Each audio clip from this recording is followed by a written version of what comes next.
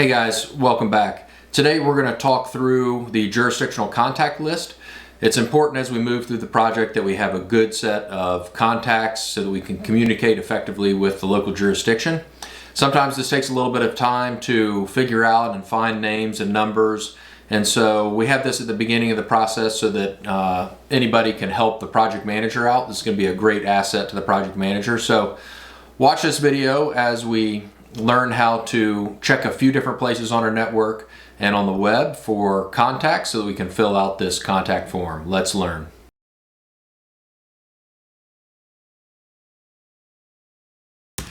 Today we're going to walk through the jurisdictional contact list. You can see here in our project workflow process, this is the number one item on this list. So when we get ready to start CDs, it's important that we collect all the contacts that we can for that project. So let me show you how that's done. For this project, we're going to be using this example 25111 Five Forks Trickham Road, and this project is in Gwinnett County. So we're going to want to do two things to look for contacts. First thing we're going to do is go to our support directory, codes, and then go to Gwinnett County. And for a lot of these jurisdictions, we'll already have a contact list in here that is set up.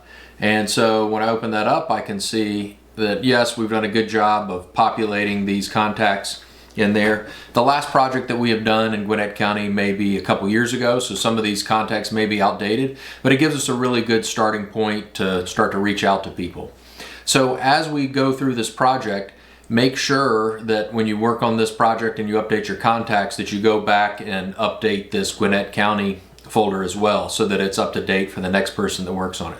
So this is going to be the first place that you're going to look to collect contacts, and so we'll just simply copy and paste all those contacts from that jurisdiction folder into the project directory for this particular project, which is 25001. So you can see that's already been done here in the contact page.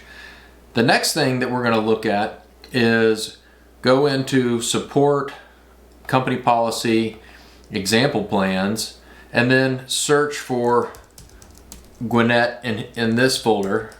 And we have a lot of example plans in here, and you can see that we can find 4 separate projects in here. So this one looks a little bit newer.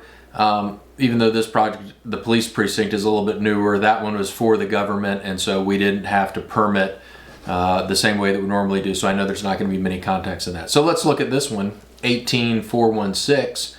So as I go down to 18416, I have found this project, and here's the contact list here.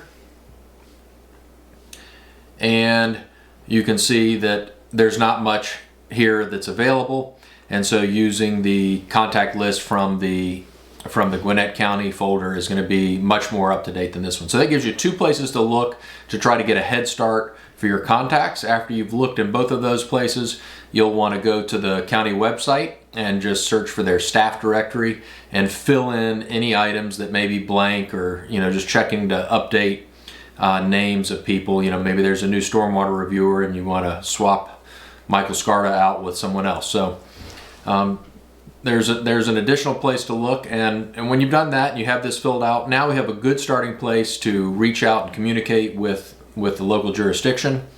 And that's it for filling out the jurisdictional contacts. That's it for today. Thanks.